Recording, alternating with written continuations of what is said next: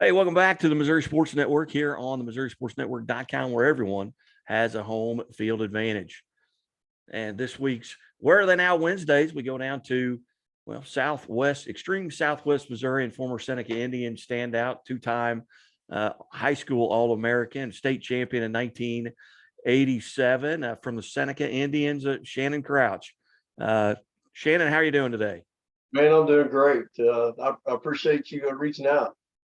Hey, you bet. We are the same era at Mount Vernon. You were at Lamar, and I actually never got to play on the field against you. I was injured both years that we played at Seneca. And I remember my senior year, you didn't play the first half because of a separated or dislocated shoulder, and came out and played the second half and beat us. But as you look back at your career, what are some things that stand out at the high school level? I know, 7,400, over 7,400 all-purpose yards, 836 rushing attempts, a Seneca team that dominated with the state championship both your junior and senior year, losing to Louisiana, I believe, in your junior year, and then beating Brentwood your senior year. What are some things that stand out to you about your high school career? Well, of course, that was a day or two ago. We'll leave it at that. But in high school, I enjoyed every single minute of playing. We had a camaraderie on our team. We kind of had a pack. We all stayed together. We held each other accountable for everything during the season throughout the years. But playing under Tom Hodge and learning the Tom Hodge way, it teaches you so many more things besides how to play football. But we're a family. Scott Cooper, Claude Merriman, Neil Hughes, Travis Holcomb. Those guys. I still talk to them today. And we're still best of friends. We hang out and do stuff. We all look a little different, but it's the camaraderie and the family atmosphere. However, I will say this: looking over high school in the '80s compared to high school football now, the game is still the same, but man, it is totally different. It's the skill set is different. Players, not a lot of players go two-way. Your smaller school, yeah, it's going to happen. You get into bigger schools, you're specialized, and I enjoy watching that. My youngest son, he's a senior at Webb, and I enjoy watching him play. I enjoy watching that program. Yeah, as I remember, you at the high school level, it was just so dominating, and you rarely did you play four quarters of football because you guys were so good. Your numbers would be astronomical at this point, and I can remember thinking, if Shannon Crouch comes around the corner with the football or comes up the middle, you're going to have to make a business decision. Are you going to get in front and try and tackle him, or are you just going to try and get to the side and just hang on? But do you remember, did you play both ways in high school? No, I did not. I got to play defense every once in a while.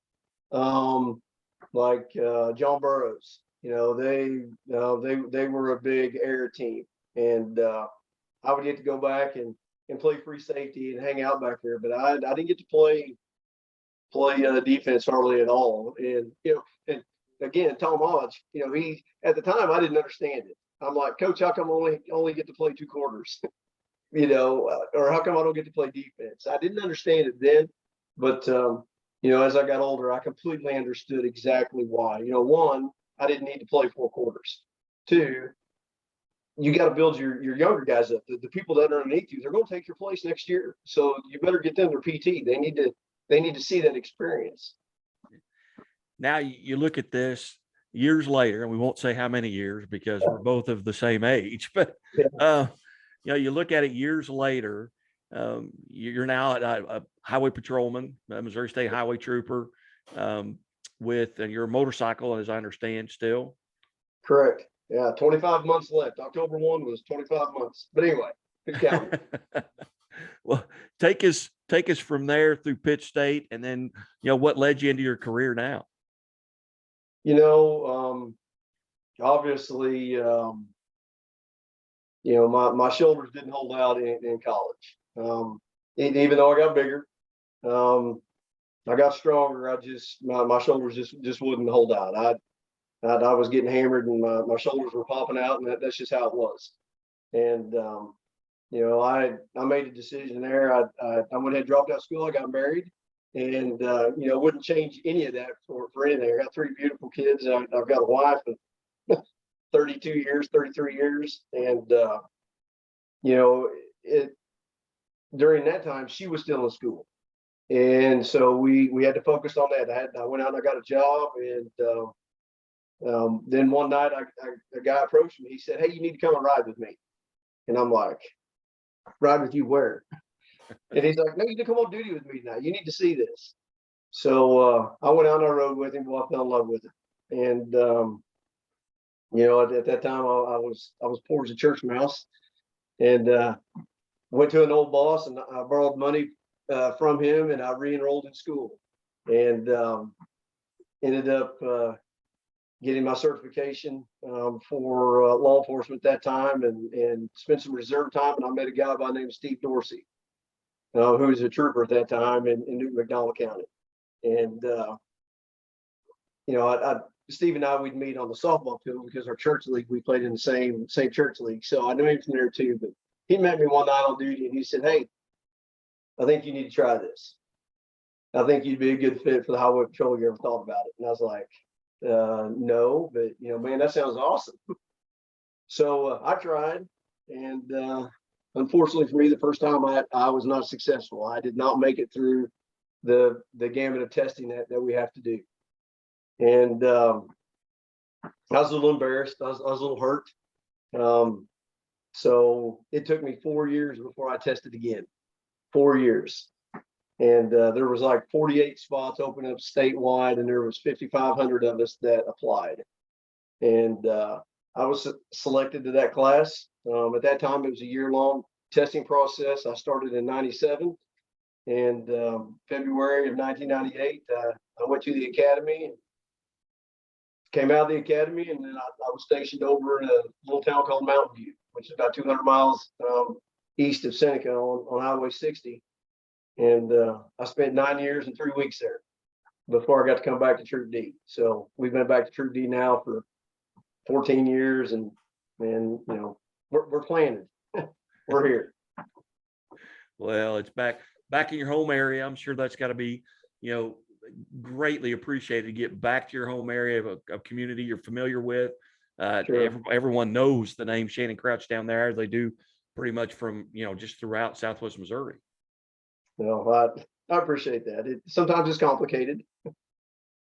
Yeah, I mean, there are occasions where I'm sure you've had to put cuffs on people pretty well, and that's got to be a challenge. Yeah, and I try to explain to them it's nothing personal. Tomorrow morning or next day or this weekend we'll go have a cup of coffee. It's okay. It's nothing personal.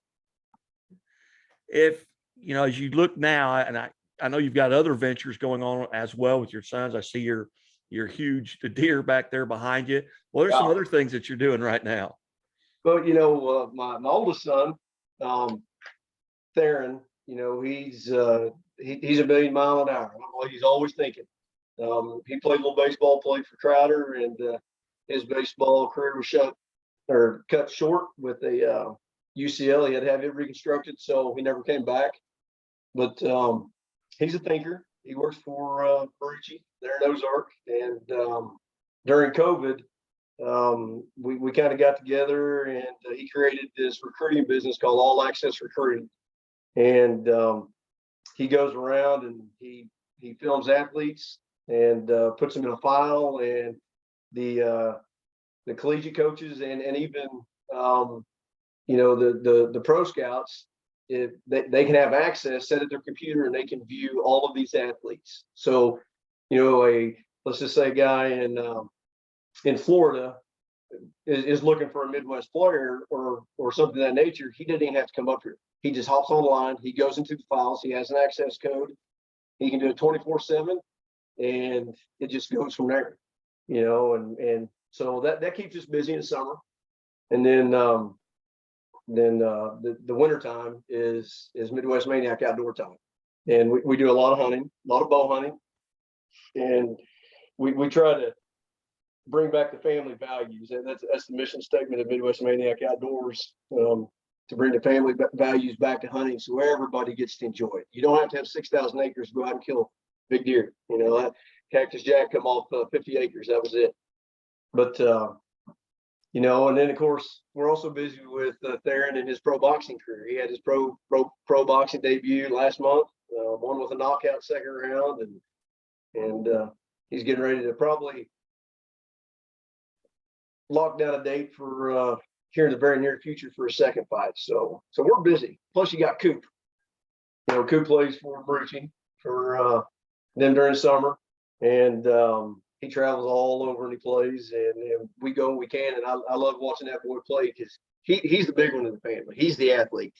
That kid's 6'1.5", 217, 220, something like that. He's fun to watch.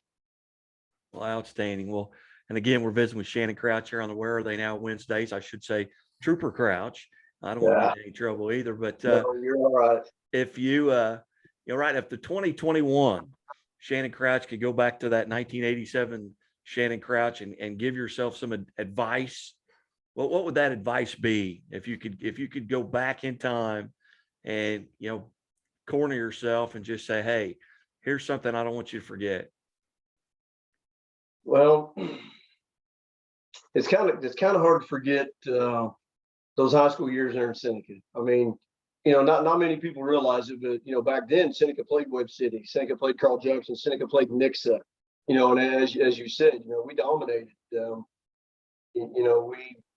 We played a lot of people. We wanted to play Jobble, and that never worked. But I would probably. I know it sounds kind of cliche, but I would probably go back and tell myself, slow down, enjoy this, because you're not going to be 18 years old forever. And, one of these days it's all going to be a memory.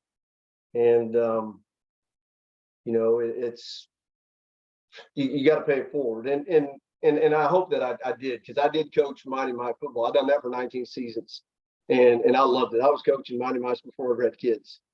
And I loved it. Claude Merriman, he helped me. We started out. Claude, I think he just recently stopped doing it down there in Seneca, or he may still be doing it. I can't remember. But paying it forward, taking times with the kids, with the athletes. It doesn't have to be football. It could be softball. It could be t-ball. It could be little league baseball. Whatever it is, pay it forward, and always make a lasting impression on these kids, because they're going to remember you forever. And I say that for my birthday, one of the boys that I coached, I don't know, 15 years ago, wished me happy birthday. No, it was probably 20 years ago. He said, happy birthday. Rumor has it, the best Mighty Mike coach ever. Those are the things that I like to see. And obviously, I still talk to that individual and love his family, love him to death. But that would be some advice I would go out and say. As you look back on that mid to late 80s, who were the rivalries? I mean, who was it that you really and your team really got up to play? Oh man, of course, Webb was always a big game. Of course, and I missed that game my senior year because of my dislocated shoulder. CJ was always a big rivalry. Aurora was huge. Nixa, of course, was. I mean, they were all big rivalries. Even McDonald County. Well, we used to play in week one, and man, I mean, week one they just beat you to death. Those guys could hit, and so just about everybody that we played, was a rivalry. I still remember my sophomore year, just being young. I think I ran further east and west than I did north and south, but it was a young mistake. But I think they were the last regular season game, and I still remember Darren Burr. He was our statistician, and I don't know. I just carried the ball or something, and he come down and told me. He said, "That just put you over 1,000 yards." you know, and I was like, man, that's great. You know, as a sophomore, my 10th game, I was like, man, that was great. And then it was like the next year, I don't know, week 4 or something, week 5, he's like, hey, you've already broke 1,000 yards. And I'm like, hey, that's great. You know, but man, everybody, it's kind of like Web City now, or even Carthage, you know, everybody's out for you, you know, and that part of the game stays the same. It's just the name of the town may change from year to year. If you could go back and play one game over again, maybe you had a huge game and you want to relive that, or maybe it's a Louisiana game in 1986 that you lost in the state championship. Is there one game you'd like to go back and just replay? You know, I don't know if I'd go back and redo any of the games. I mean, they all had a purpose. There was a reason for those games.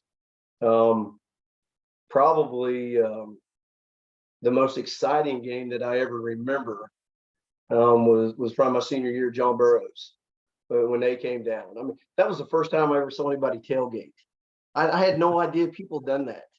And, you know, they pull into our little school and they break out their barbecue grills. I mean, the whole area smelled like steak and hamburgers. I mean, how can you concentrate on that?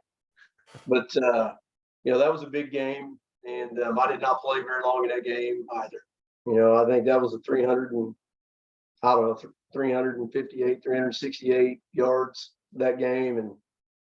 And they took me out and I got to play a little bit of defense. But, you know, what I probably wouldn't change. I wouldn't change any of it. Very good.